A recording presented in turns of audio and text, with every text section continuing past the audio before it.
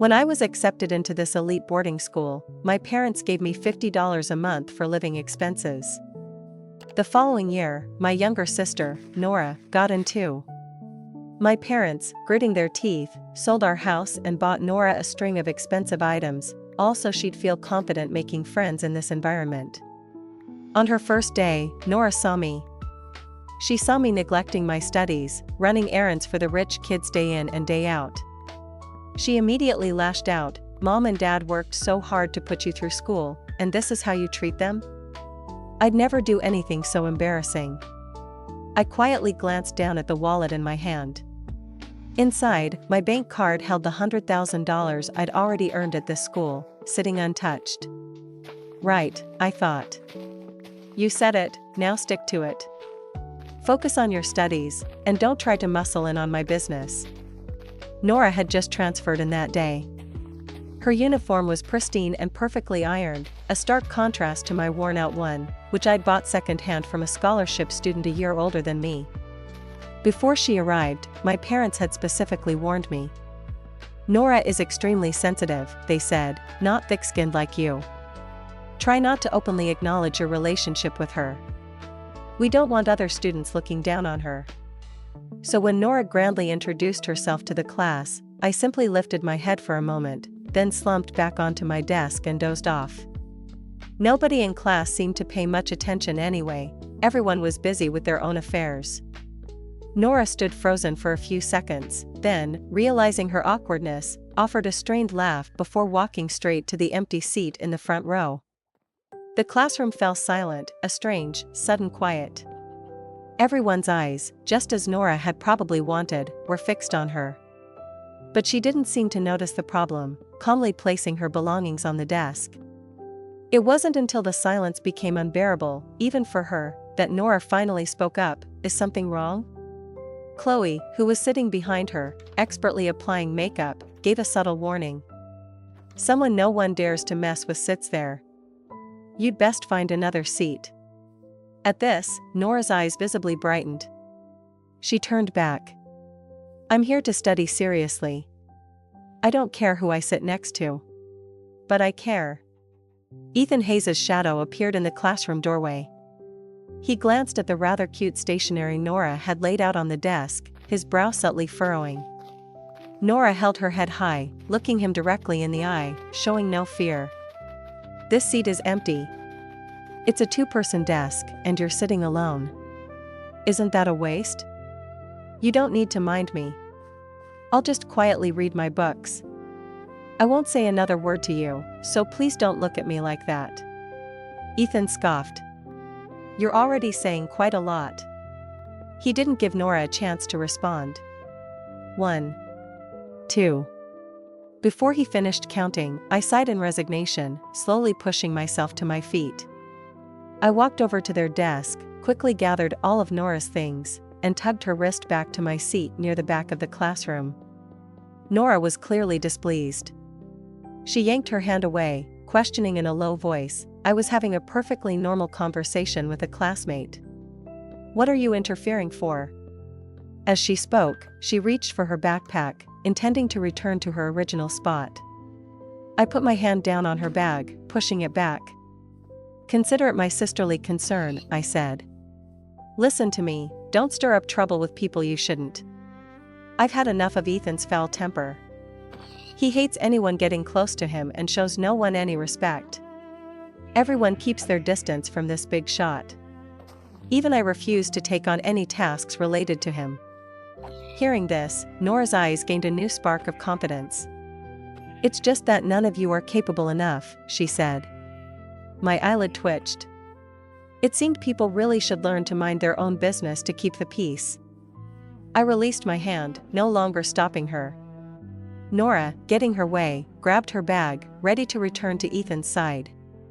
But just then, Ethan's voice rang out, loud enough for the entire class to hear.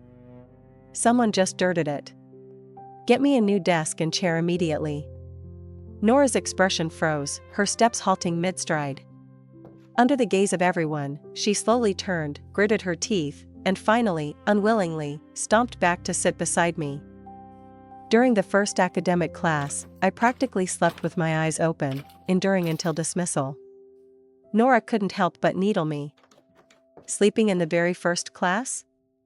Are you even here to study? I slapped my cheeks a few times to wake myself up. I'd been busy working last night and hadn't slept well. A pair of childhood sweethearts in the upper grades, whose families were set to unite through marriage, had been fighting fiercely lately, neither willing to back down. Last night, I'd been busy preparing a surprise party for them, running back and forth between the two, mediating, whispering comforting words.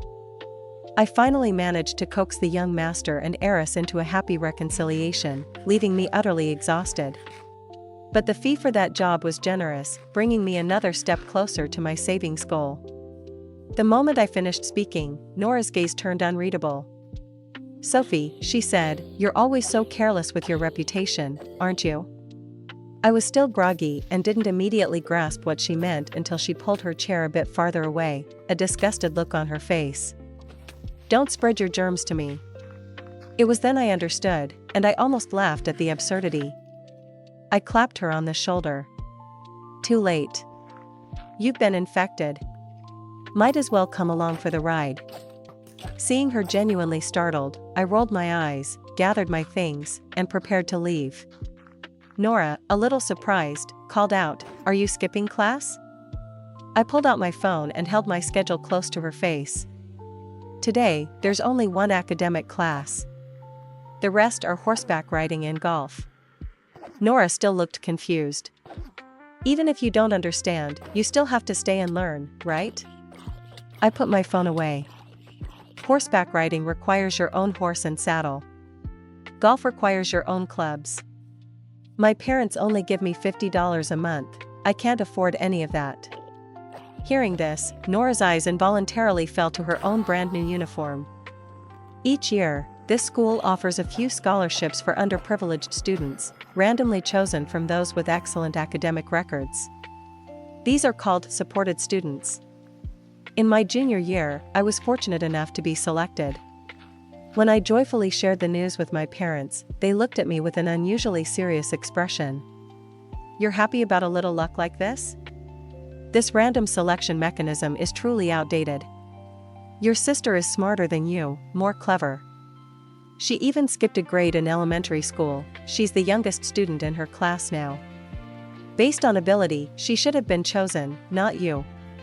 So don't get too arrogant and complacent, lest you fall even harder." They heard the school cafeteria was free, so they suggested giving me only $50 a month for living expenses, giving it a poetic name, "Hardship Builds Character." But after enrolling, I learned that tuition was the least significant entry ticket. The curriculum here was quite unique. Academic subjects relevant to standardized tests made up a very small percentage because most students here didn't choose the path of conventional university entrance exams. Even if someone wanted to, hiring a one-on-one tutor at an exorbitant fee was a more practical choice. Most other subjects were electives, ranging from horseback riding, baseball, and golf to SAT and TOEFL prep, almost everything imaginable. But if you wanted to take horseback riding, you needed your own horse, at minimum. The expenses that followed were completely beyond my means. I tried to tell my parents that I wasn't interested in those expensive sports, but that the academics were very beneficial. They merely gave me a cold glance. Their family circumstances are one thing, ours are another. Just diligently study your academic subjects, that's enough. Don't think about things that aren't for you. You're too young to have a gold-digging mindset. That was the only time. From then on, I never mentioned anything about the school to them again. But a few days ago, my sister was selected as this year's scholarship student. My parents immediately threw a celebration party at a 5-star hotel. As the party ended and they were about to go home, they told me. So Nora can have a little more confidence when making friends. As soon as we got the news, the family immediately sold our house. All the money went to buying Nora things and her living expenses.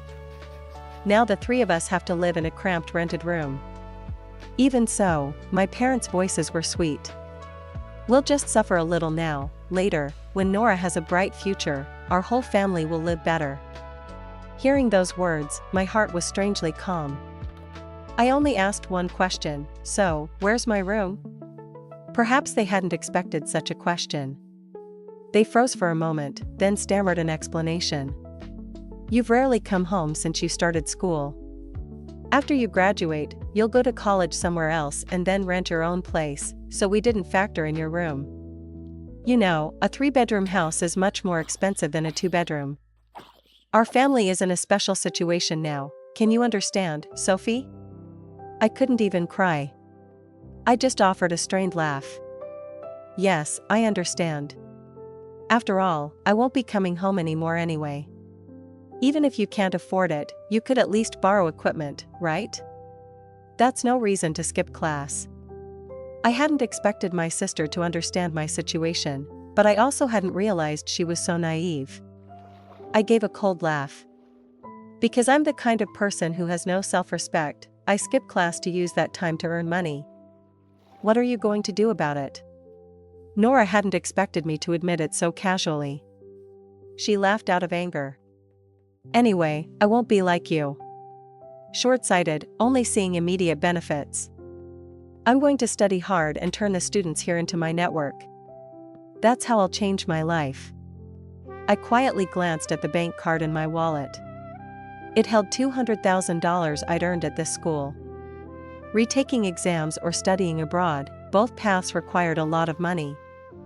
I had no one to rely on but myself. But I didn't intend to tell her any of that. So I very sincerely took her hand. All right.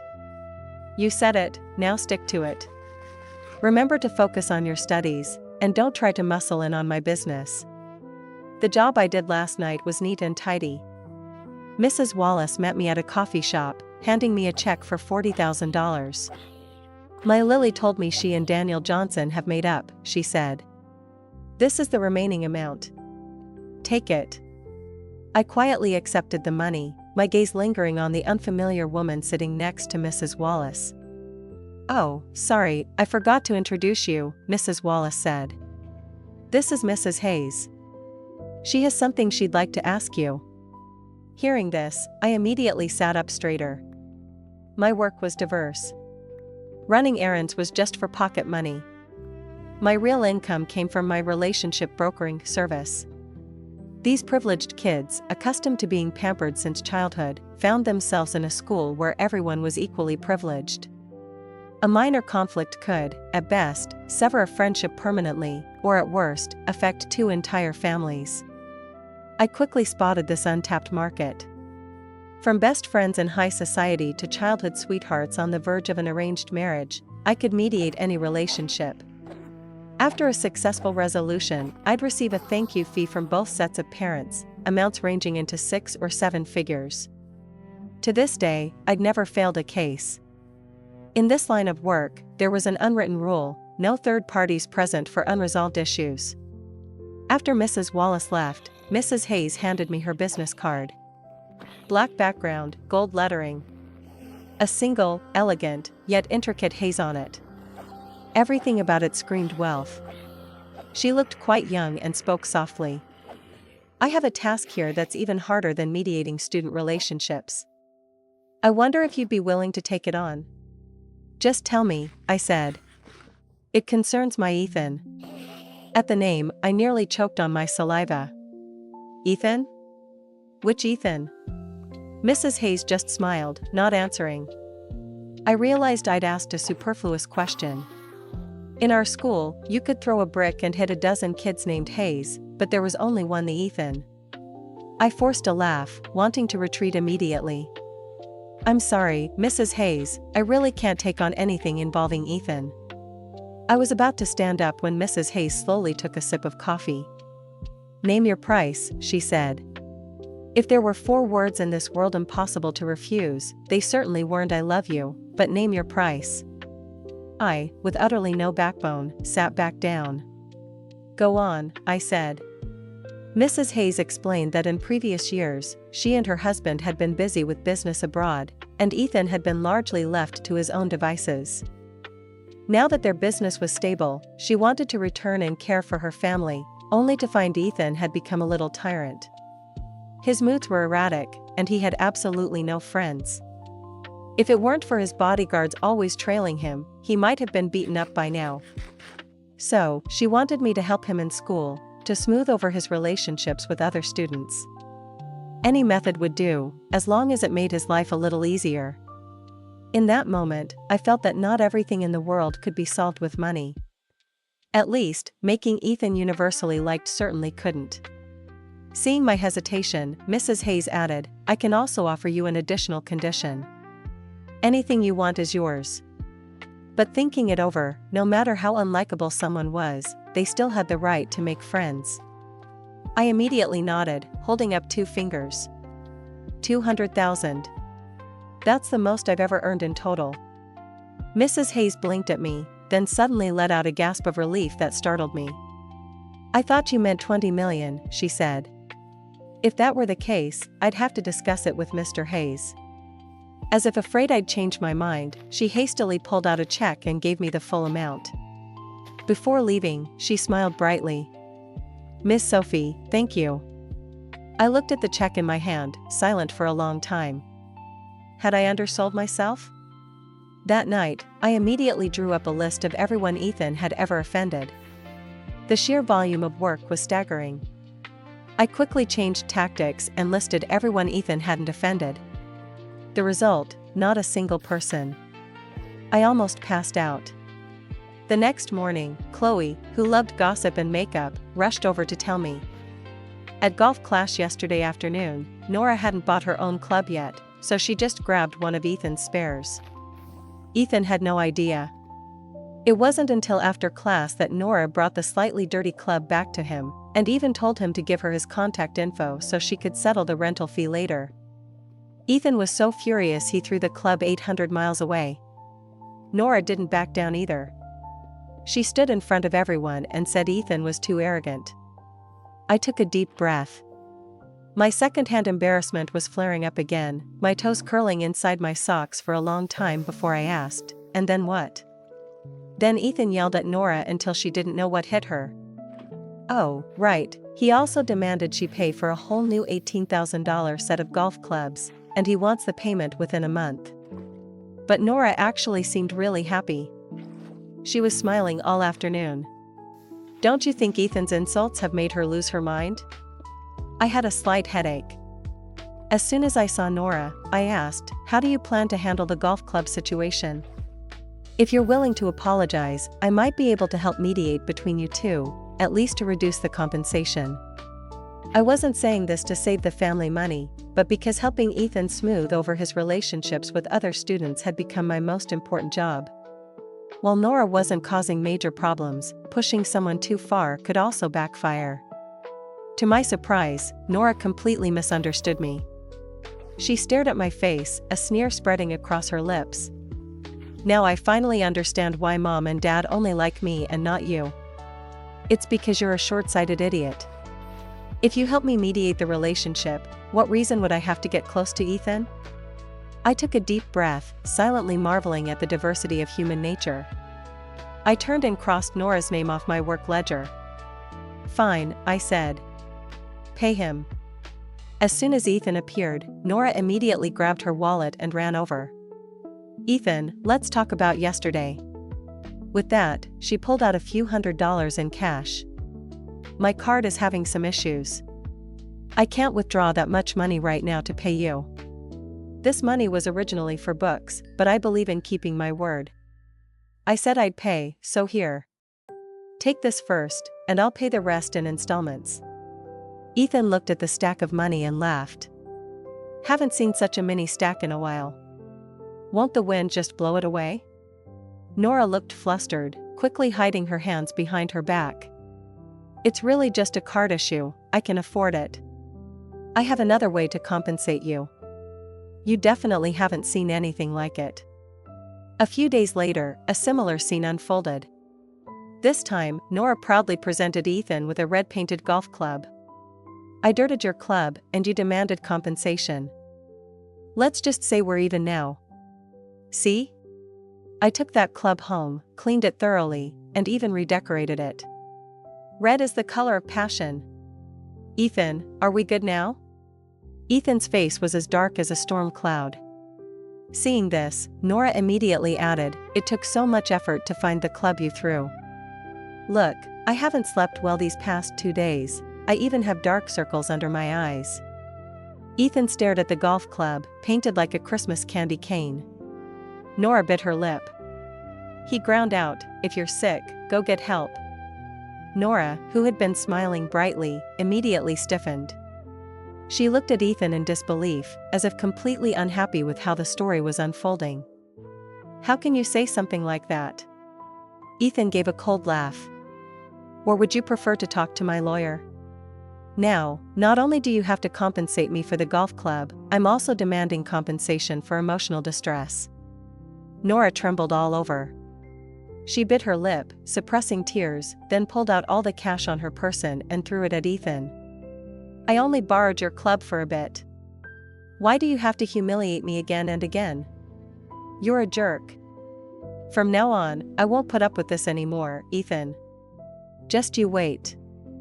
I watched the scene unfold, feeling a strange sense of déjà vu, like I'd seen it in some cheesy TV drama. Nora, wiping away tears, ran out of the classroom. Halfway down the hall, she paused, glancing back at Ethan's expression. Seeing Ethan actually calling his lawyer, she cried even harder. My sister, who had just recently scolded me for skipping class, didn't come to school for the next 2 days. But that was fine, it gave me enough space to plan my strategy. First, I needed to understand the preferences of all the classmates who had issues with Ethan. Then, I would choose appropriate gifts for each of them. In truth, the conflicts between these students weren't deep, it was just that no one had a way to back down. A small but thoughtful gift would be an excellent icebreaker. I prepared for 2 days, finally gathering enough gifts for everyone. By evening, the school was almost empty. I quietly placed the gifts, along with the Hayes family's business card, into each student's locker. After I finished, I was about to head home when I noticed the lights were still on in the lounge. Curious, I peered in. It was Ethan, sitting and staring at a piece of dried cake on the table. Seeing he was wearing headphones, I, with the boldness of someone with nothing to lose, stood there and quietly muttered insults about my client's son.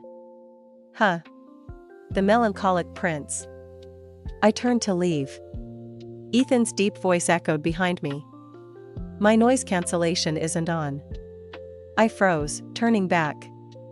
Melancholy, I stammered, is a rare quality. It was that very aura that drew me here. I saw the corner of Ethan's mouth twitch ever so slightly. You came here specifically for me? I immediately nodded. Yes, exactly. Why else would I still be here so late? If it weren't for cleaning up your mess, I'd be home counting my money by now. Hearing this, Ethan seemed about to say something else but stopped. He looked at me for a long time, his expression carrying a rare hint of sadness. Could it be you knew today was my birthday? Damn it. I always liked to have a backup plan when working. I happened to have an extra gift in my bag, so I had no choice but to grit my teeth and admit, yes, I also got you a gift. I quickly opened my bag, tore off the Hayes family business card from beneath, and took out the gift, handing it to him. Ethan's fingers were slender, each knuckle clearly defined, long and beautiful. He took the gift, slowly opening the box. A small, exquisite crown-shaped hair clip immediately appeared before his eyes. Ethan and I froze simultaneously. I was doomed. I must have given him the wrong gift. Ethan looked at me with an expression full of doubt. For me? When a person is pushed to their limit, they really can blurt out anything. I immediately said, because, in my heart, you're exactly like a princess. Ethan. He was silent for a moment, then quietly closed the box and stuffed it into his backpack. Indeed, to conceal one lie, you have to invent an even more absurd story to distract. Ethan seemed to genuinely no longer suspect anything. We were surprisingly in sync. All the way out of the school, neither of us mentioned the gift again. At the school gate, I suddenly remembered. Oh, right, where's your driver waiting? Ethan said something that made me freeze. It's his daughter's birthday today. I let him off early, so I don't have a driver. So how are you getting home? I don't know. Call a ride. Do you have a ride-sharing app? No. Ethan blinked at me. We looked at each other for a few seconds. Finally, I gave in first. Because the area in front of the school gate was a no parking zone, unregistered on any ride-sharing app, I had to lead Ethan to the intersection ahead. The app showed the nearest driver was still 10 minutes away. I squatted down on the curb, intending to play a game on my phone to kill time. Not far ahead, the street suddenly became noisy. A group of men, arms around each other's shoulders, walked towards us. The leader had a buzz cut and carried a baseball bat. At first, I thought they were cosplaying some delinquent movie and just kept my head down, ignoring them. But the next second, that guy yelled at Ethan, "You Hayes kid. Are you that Hayes guy?" I immediately turned off my game, stood up, and quietly asked, "Ethan, is this someone you pissed off?" Ethan's face was cold, and he seemed to be genuinely thinking. After a moment, he calmly replied, "I piss off so many people every day, how can I remember them all?" Spike, the leader with the buzz cut, quickly approached us, providing his own answer. "You're the one who made our Nora cry all day, aren't you?" Nora. I suddenly remembered Spike. I'd met him before. He was a low-level thug who often hung around the gates of my and Nora's old high school, collecting protection money. Nora had once complained at home that some hoodlum had given her a love letter, annoying her to death. I hadn't expected them to be involved now. Ethan, hands in his pockets, nonchalantly asked me, "Who's Nora?" I was so speechless I didn't know what to say. People were bringing a whole gang of thugs here because of him, and he couldn't even remember their name. Spike was immediately enraged by this statement. Seeing that a fight was about to break out, I quickly pulled Ethan back. "Ethan, where are your bodyguards? Call them for help." Ethan really did have a screw loose. Some wire in his brain must have snapped. "I fired them all half a month ago. They were annoying." He finished, then directly shrugged my hand off and lunged into the fight with the gang. I watched, helpless, as my $200,000 leaped into the fire. In the chaos, a bat was about to come down on Ethan. My feet reacted even faster than my brain. I threw myself in front of him. "Don't hit him." Whack. In my head, there were only blinding white spots. All motion around me seemed to stop. I clutched Ethan's hand. $200,000. 200,000 can't just disappear, but I truly couldn't take it anymore. My heavy eyelids fluttered shut. Damn it, that hurts. 200,000, it hurts so bad, When I regained consciousness, I vaguely heard someone talking. It was Nora's voice. She was sobbing, barely able to speak. "Ethan, I'm so sorry. I only confided in some guys I know that I was being bullied. I didn't expect them to get so worked up and come after you. Could you please not press charges against them? I will definitely compensate you for all damages." Sophie. Sophie is probably fine. She's always been tough since she was little. Oh, we used to go to the same school, so I know her pretty well. Oh, right, Ethan, let's exchange contact information first. Otherwise, it'll be hard to discuss compensation later. Ethan's voice was ice cold. "No need. I'll sue you and that gang directly. New debts and old debts, all at once. I guarantee I'll make you pay a price you can't imagine." Nora pleaded for a long time. "But I really didn't mean to." Ethan scoffed. "Has anyone ever told you? Your fake innocent act is actually terrible." The rest of their conversation became indistinct. The chaotic noise made my head ache. Too weary to listen further, I drifted back into a hazy sleep. I don't know how long I was unconscious, but I was woken again by sniffling. As soon as I opened my eyes, I saw my parents and Nora all sitting by my bed. The three adults huddled together, nearly pushing me off the mattress. Mom was the first to notice I was awake. She immediately wiped away tears, excitedly saying, "You're awake." "Good, it's good you're awake." I looked at my mother's tears, feeling utterly detached. She had never cried for me. "Mom, I'm okay. Don't cry." I was about to lift my hand when I heard her say in an eager voice, "Now that you're awake, quickly contact that classmate." "What was his name?" "Hayes? He's absolutely determined to sue your sister, saying she caused him injury, and he's already sent lawyers to our rented room. You must have his contact information, right? Hurry, get up and call him." The little warmth I had felt, before I could even fully register it, caught in my throat like a lodged stone. I pulled my hand back, turning my head away. "I don't have it." Mom lightly tapped my hand, a hint of accusation in her tone. "Are you mad at your sister? This isn't the time to be stubborn. Hurry up." I closed my eyes, not wanting to say another word. "I'm very tired.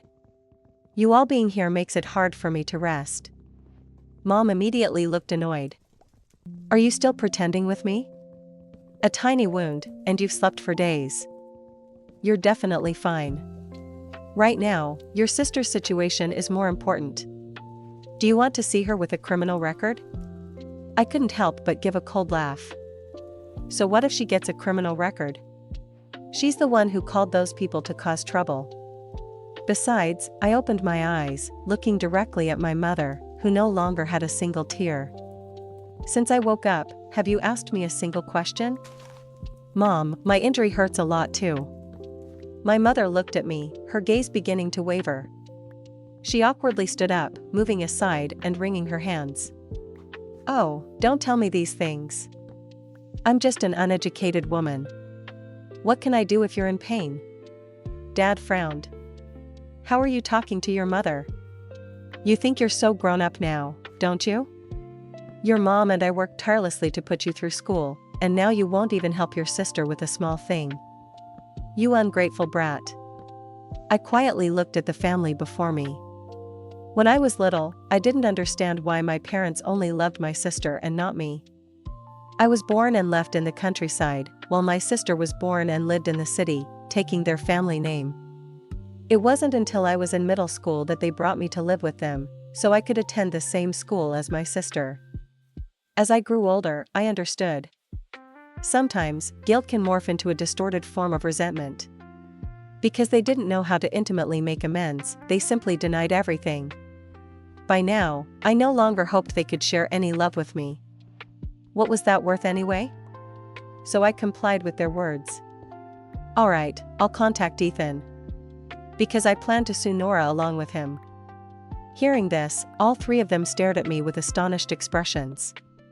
I calmly continued, "Even though Nora didn't directly lay a hand on me, she called the people who did, and I was genuinely injured.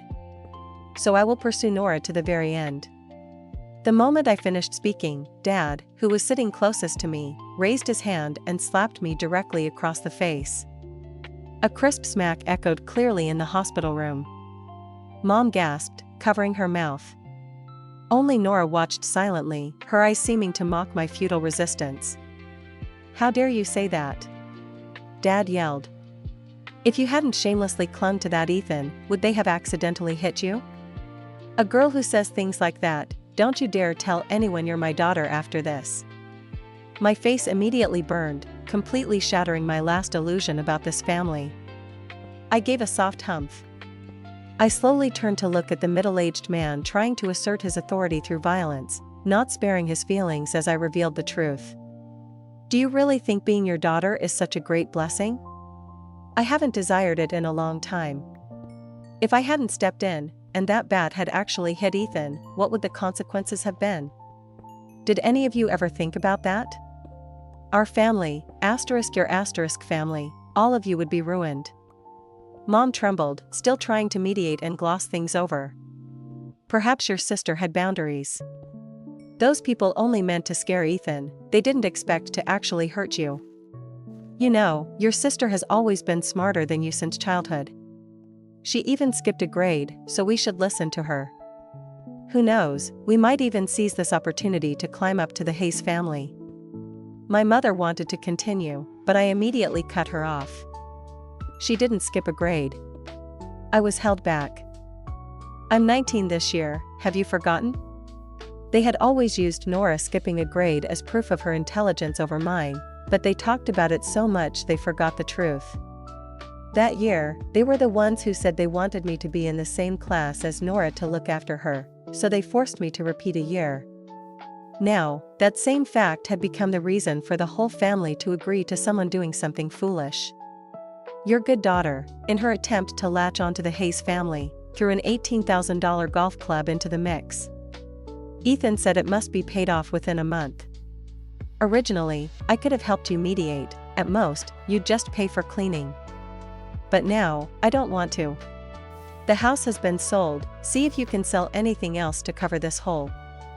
After all, the compensation will probably not be small.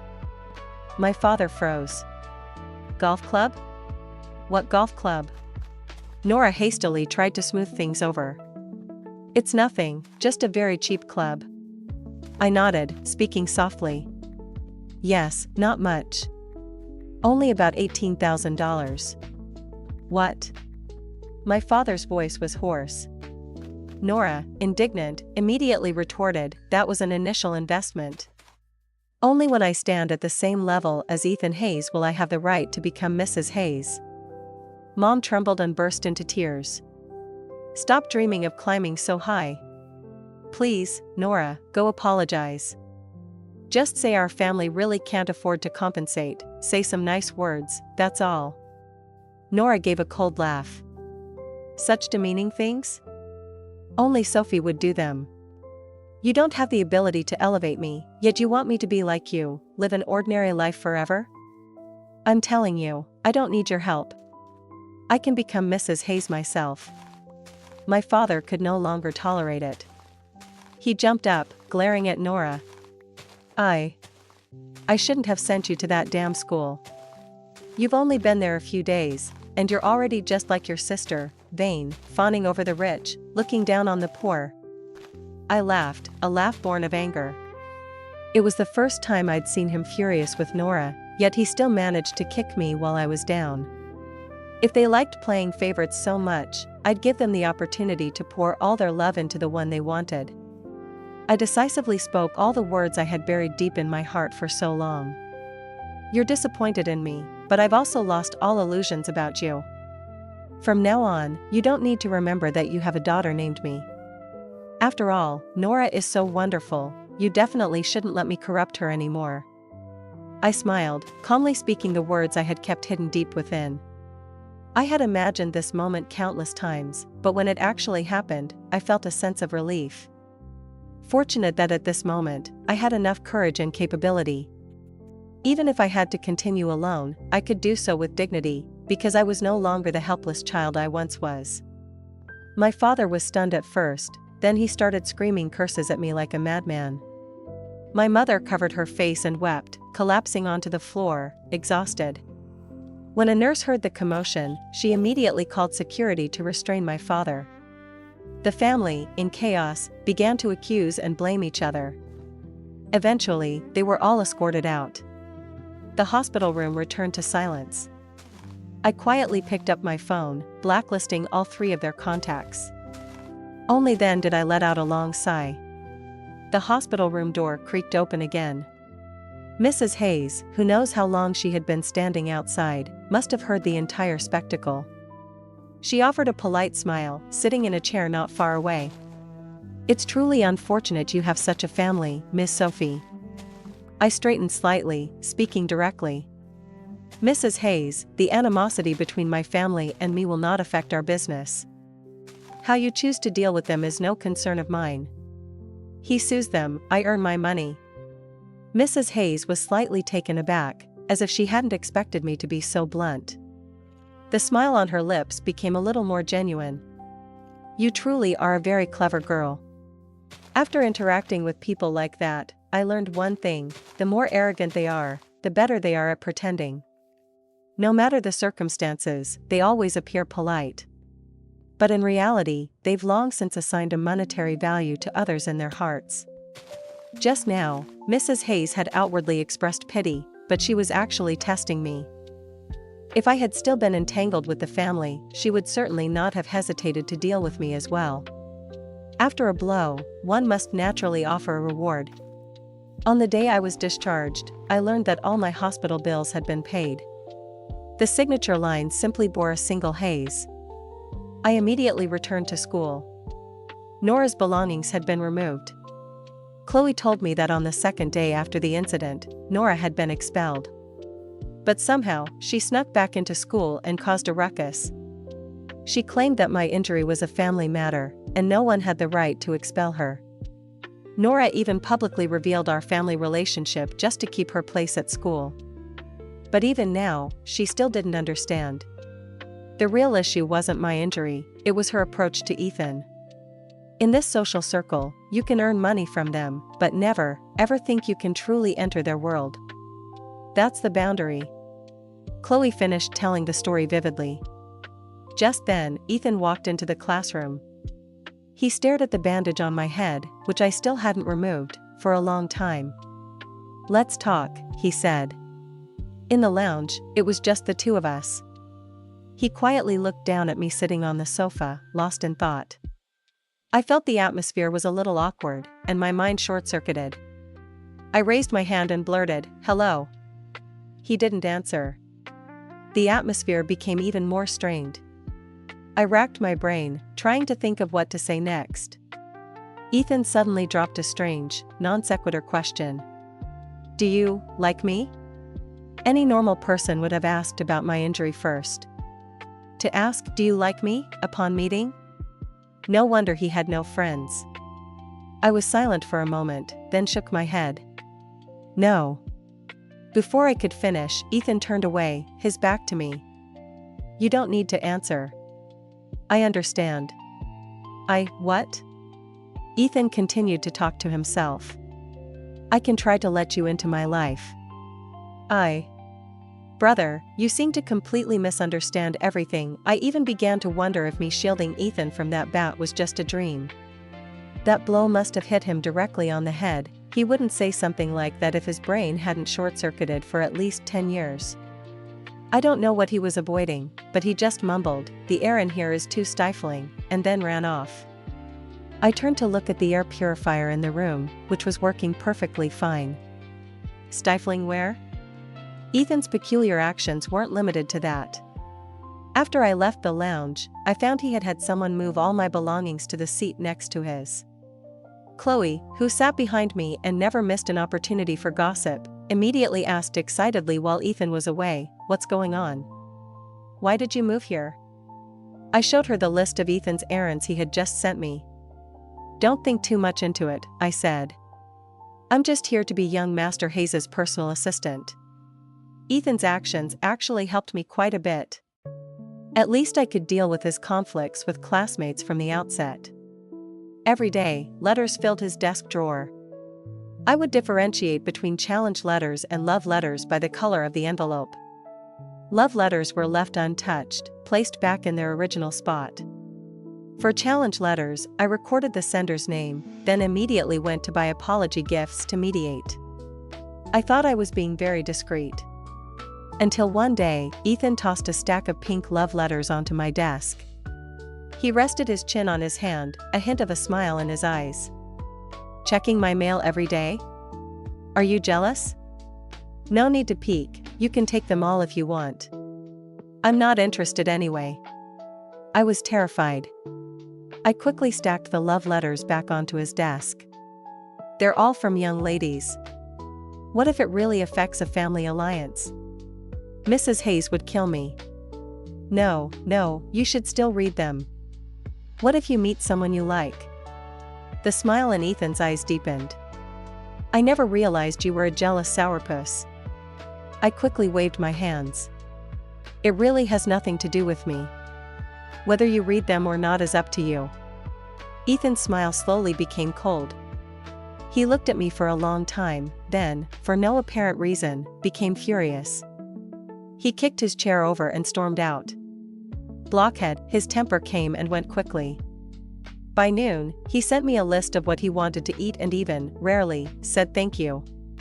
I was still happy that Ethan, after living for over 10 years, finally knew how to be polite. That evening, back at my rented room, I scrolled through the school forum and saw a trending post. She keeps too much distance from me. What should I do? I want her to fawn over me, to say she's jealous and unhappy, but she's never once gotten angry with me. Please advise. With a curious mind, I clicked on it, discovering that many people had already replied since noon. Then you should also be polite to her. Let her know that being too polite in a relationship can be annoying. Exactly. Wait until she also finds it annoying, then you can strike while the iron's hot and say it. The thought process of these privileged kids was truly bizarre. I couldn't help but reply anonymously. Is there a possibility that she doesn't like you at all? Jealousy is like a sneeze, you can't hold it back. After replying, I turned off my phone and went to sleep. I woke up the next morning to a flood of messages. The original poster from yesterday had chased me down, cursing. What do you know? She's just new to love and lacks experience. I thought maybe I wasn't gentle enough, which is why she didn't dare express her feelings. If she didn't like me, why would she pay attention to all those love letters people send me every day? What the hell do you know? You don't understand anything, yet you go online talking nonsense. Hey, who are you anyway? Unmask yourself. Let's meet in person. I looked at the barrage of messages, my head buzzing. Truly, in this day and age, one should not casually interfere in other people's affairs. Ethan seemed to have not slept well. With 2 enormous dark circles under his eyes, he still came to school, his gaze at me incredibly complex. He didn't speak to me all day. I tried many ways to appease him, but with little effect. Left with no other choice, I decided to activate my final plan earlier than intended. Mrs. Hayes had once told me that when Ethan was little, he invited classmates to his birthday party. But because he was so unpopular since childhood, no one came that day. Ethan was deeply affected and still haunted by it. Therefore, she hoped I could make up for it with a birthday party during his senior year of high school.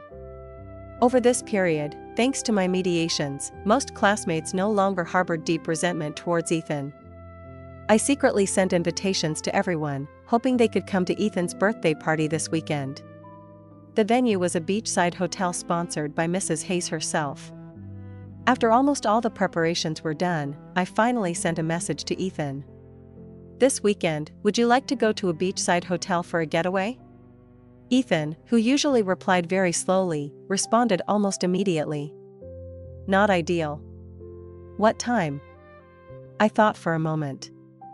I needed to arrive early for preparations, and also factor in guest arrival times. 7 p.m., Grandview Beach Resort No. 1. The other side showed typing for a long time. But after a while, Ethan finally sent a very short reply. The beach? Why the beach? I found it confusing. If we were going to a beachside hotel, naturally we'd go to the most characteristic feature, the beach. Wasn't there a beach area specifically for parties and weddings? Ethan replied, oh, what for? You'll know when you get there. Ethan sent an eye roll emoji, then a rather cute sticker. I laughed, thinking he was childish, and directly closed the chat app. Ding, the school forum suddenly showed a new notification. I clicked on it. It was still that easily agitated guy. He was gloating, adding a comment, my girlfriend invited me to a beachside hotel this weekend and even booked Grandview Beach Resort No. 1. Everyone knows how hard Grandview Beach Resort No. 1 is to book. She must be planning a surprise for me, I wonder if she's proposing. Didn't you say she didn't love me? Can you still say that now? But now I'm a little conflicted. After we get engaged, should we study abroad together or stay in the country and study with her? Ugh, it's so annoying. Asterisk? No way. Is this guy Ethan? Wait a minute, when did we fall in love? Why don't I know about it? Asterisk. That night, it was my turn to not sleep well. The next day, I arrived at the beach early to prepare, still groggy. After painstakingly finishing the last tasks, I discreetly slipped away from the scene, monitoring everything from afar in a hotel room. In the surveillance video, Ethan was led to Grandview Beach Resort No. 1 as planned. Today, he was dressed especially formally. A custom-tailored three-piece suit, hair neatly styled, looking exactly like someone about to get married. The moment Ethan's blindfold was removed, all his classmates simultaneously popped confetti cannons. Colorful paper flew everywhere. Ethan was startled, but his first reaction was still a smile. He was surrounded by everyone, cheering, and led to the cake stand. The cake knife was already placed in his hand. But he kept looking around in the crowd. Someone loudly urged him to make a wish. Ethan looked several times but couldn't find her. Finally, he asked directly, "Where's Sophie?" Everyone looked at each other, shaking their heads.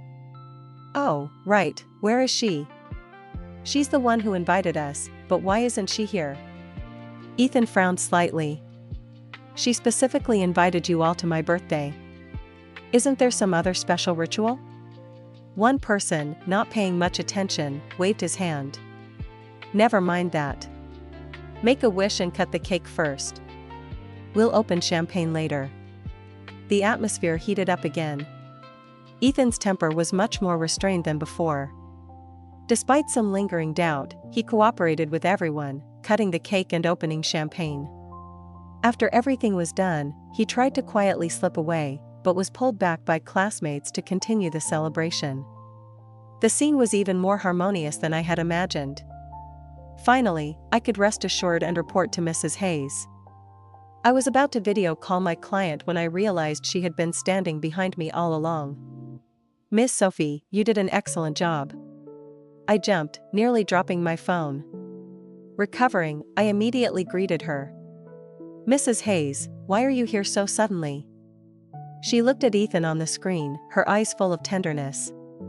"His father and I haven't celebrated his birthday with him in over 10 years. I only came today because I wanted to see him happy." Mrs. Hayes's gaze shifted to me. She took out a check for $100,000 and placed it in front of me. "Miss Sophie, you have completed my commission excellently. Once the semester ends, you will receive the remaining payment." However, her eyes suddenly sharpened, her outward demeanor still gentle and amiable, but revealing an underlying coldness. When Ethan left home today, he was genuinely very happy, unusually so. He also told me that at the graduation ceremony at the end of the semester, he might bring me a very big surprise. "Miss Sophie, this surprise isn't you, is it?" I calmly accepted the check. Just then, my phone vibrated again. It was a series of friend requests from Nora. That family contacted me almost every day. They changed phone numbers, they changed people to message me. I heard Nora had returned to her old school. Because of the family's enormous debt, she was forced to live frugally, exactly the way I used to live. Now, the family had minor squabbles 3 times a day, and a major fight every 3 days. The Hayes family was still relentlessly suing and applying pressure, so of course, they were eager to find me. I took out my phone, smiling at Mrs. Hayes. "Don't worry, I won't be attending graduation either." "So, the surprise young Master Hayes brings you might just be an acceptance letter from some university." "Mrs. Hayes, I recall you once promised to grant me a condition. I wonder if it can be fulfilled now." Mrs. Hayes's expression hadn't entirely softened, so I continued, "I hope you can use some special measures so that the family, for the rest of their lives, can never find me, nor contact me."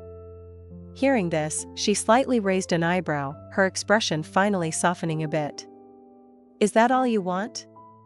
"Yes. If you can do it, I would be extremely grateful." "Have you thought it through? You could actually ask for much more." I shook my head. "For me, this is the best." Mrs. Hayes smiled, very satisfied.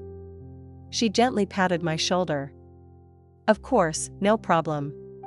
Good girl, I wish you a very bright future." Mrs. Hayes left very quietly, and I was almost drenched in cold sweat. Talking to such wealthy people was truly exhausting. Just one slip up and I could end up like Nora. I sighed, slumping onto the sofa. Just then, I vaguely saw a figure in the doorway. Who's there? I stood up warily. The figure in the doorway slowly pushed the door open and stepped in. Ethan's face was hidden in shadow. I couldn't discern his expression. He raised his eyes, the coldness in his gaze sending shivers down my spine. Everything you do has a price tag, doesn't it? Neither Mrs. Hayes nor I had noticed. I didn't know when Ethan had disappeared from the surveillance screen, nor when he had found this room. I could only be sure of one thing: he had heard every word Mrs. Hayes and I had just said. So, as he took a step closer, each footfall seemed to weigh heavily on my heart. You shielded me from that bat, you stayed by my side and mediated all my conflicts. Even today's birthday party, it was all because my mother paid you a sum of money, right? I felt there was nothing to deny. After all, I wasn't an idiot. Without any benefit, why would I expend so much effort doing all those things? Yes. Ethan paused, then a cold smile stretched across his face. You admit it quickly. His steps quickened, drawing closer to me until I had nowhere left to retreat. And what about me? Ethan's sudden question left me a little confused. His eyes darkened, as if trying to find an answer on my face. What about our relationship? Can that also be priced? Thinking of this, I remembered his replies to me on the forum. So I decided to clarify. From beginning to end, we only had one relationship, classmates. What exactly did you misunderstand? Ethan frowned. Didn't we get together?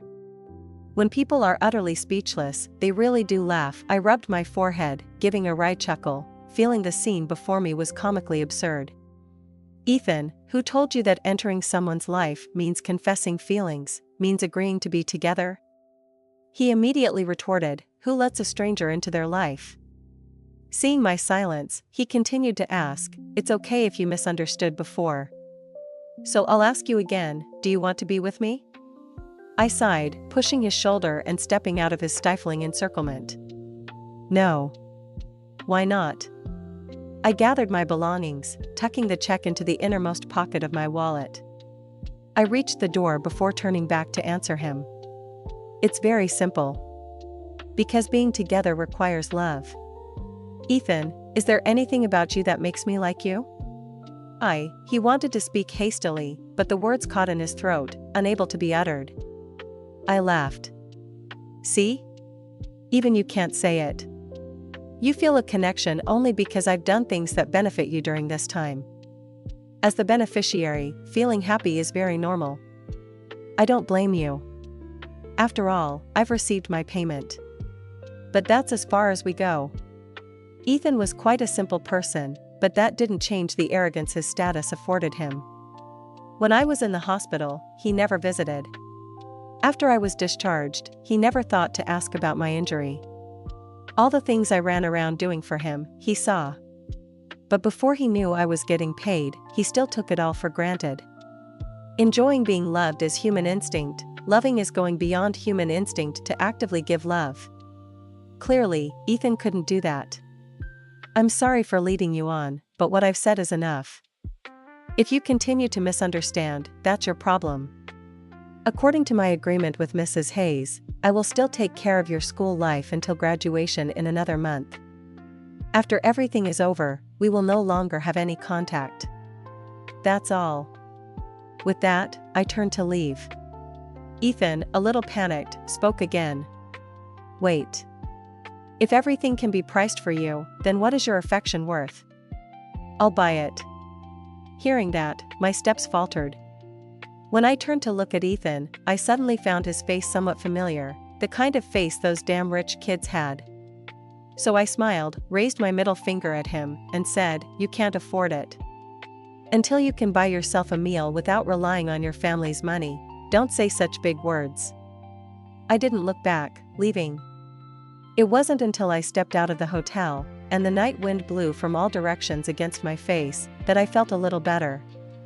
As my emotions slowly calmed, a thought clicked in my head. *Oh no. Was what I just said a little too harsh? What if I hurt Ethan's fragile heart? I just offended the client's son. What about the rest of my payment? Fortunately, Ethan didn't seem to tell his mother. The next day at school, aside from him throwing my belongings back to the last row, everything was normal. In that final month, I still ensured Ethan's relationships at school remained harmonious. Although these privileged kids would only change to another place to continue socializing after graduation, under the influence of the graduation atmosphere, a bit of sentimental attachment permeated the classroom. Chloe was the most emotional. Perhaps she realized I was the only person she would truly never see again after graduation. She hugged me, weeping. Sophie, where will you go after graduation? Will you forget me? I patted her shoulder. No, after graduation, I'll go to a pretty good school to study for the college entrance exams again. She immediately looked up. You're going to retake the exams? That's such a hassle. How about I pay your tuition, and you just come abroad with me? I shook my head. She couldn't understand my stubbornness about the college entrance exam. Please. I'm the kind of person who reads novels and gets so mad when the main character gives up their college dreams for someone they like that I want to give the author a 1-star rating. Chloe didn't understand but still respected my decision. Ethan, happening to walk by, scoffed, "Don't bother studying again. You won't pass anyway." I smiled back. Thanks. With my IQ, if I study for one more year, I'll get into any school. He pretended to be incredibly casual, asking, "Oh, so which school do you plan to get into?" I retorted, "A school you couldn't get into even if you retook the exams for years." Ethan sniffed. "So what if you're smart?" The college entrance exam atmosphere at school wasn't too tense, but the graduation ceremony was held very grandly. However, according to my agreement with Mrs. Hayes, I did not attend. On a very ordinary afternoon, after finishing the last academic class, I left the school directly. That night, I saw photos my classmates posted in our group chat. Everyone was dressed in formal attire, taking pictures together, and there was a very lively group photo. In the picture, everyone was full of youthful vitality and spirit. Only Ethan, wearing a black suit, stood at the back, his face cold, looking at the camera, his expression still as disagreeable as ever. Ding! I received another message from Ethan. He sent me a graduation selfie, just for me. There was a slight, subtle smile at the corner of his mouth. So you can't say you never saw how handsome I was at graduation. Good luck with the college entrance exams next year. I laughed. I had to admit, when this guy wasn't stubborn or acting like a spoiled brat, he could be quite endearing. After the college entrance exams, I immediately headed to a city renowned for its intense college prep programs. My goal was very clear: to dedicate all my efforts to next year's college entrance exams. Thanks to the substantial money I had saved up, tuition and living expenses for a year of intensive study were easily covered. I completely cast aside all distractions, burying myself in books 16 hours a day. Time flew by in an instant. After enduring the shivering cold winter, the new graduation season arrived. When I looked up again, summer had returned. In the final mock exam, I scored 689 points. Compared to the previous year's top scorer in the humanities, there was still a gap, but getting into my dream school should no longer be an issue. On the day of the college entrance exams, the weather was beautiful, my mood was excellent, and my physical condition was perfect. When a person dedicates almost all their energy to pursuing a goal, the final result rarely disappoints. After finishing the last English exam, I walked out of the exam room, letting out a long sigh. The road ahead was still very long, but at least I had made it this far. I allowed myself to fully enjoy a bit of freedom during this break. All the places I had wanted to visit but never had the chance to, I traveled to them one by one. On the day the results were announced, I was traveling in a charming coastal town. Before I even had a chance to check my scores, Ethan, who hadn't contacted me in over a year, suddenly sent a message. "Did you pass?" I gave a wry laugh. "Checking now." Check quickly." I'm anxious too. Although I didn't understand what he was anxious about, I found a coffee shop, sat down, carefully entered my ID number, and clicked to inquire. The results page appeared, but the score column for all subjects was blank. I froze for a second, then immediately understood. My body reacted even faster than my thoughts. Hot tears splashed onto my phone screen. Seeing I didn't reply, Ethan's messages started pouring in. What's wrong? Did you check? Did you not pass, so you're crying? Are you there? I sent him a screenshot of the blank results. Ethan immediately exploded. Did you enter the wrong ID number? Why are there no scores? Or let me have someone check for you. Don't be sad. At worst, you can come abroad with me. I'll cover your tuition. I cried and laughed at the same time, directly sending him an article titled "Valedictorian Scores Are Sometimes Suppressed." Ethan was silent for a very long time, not replying. Finally, he choked out a single word. Damn. When summer break ended, I pulled my luggage onto a flight to the capital. It was already dark. The city's dazzling neon lights on the ground gradually shrunk as the plane climbed higher. It was like a dream I once had about the future. The light was so brilliant it left me speechless. That night's sleep on the plane was excellent. When the plane landed, it was almost midnight. Ethan insisted on picking me up. I had expected his usual flashy display, but to my surprise, it was just a very ordinary black car. He took my luggage, placing it in the trunk. After completing these actions, he didn't even dare to look me in the eye. Even in the car, his hands gripped the steering wheel tightly. Ethan, is your family going through some difficulties?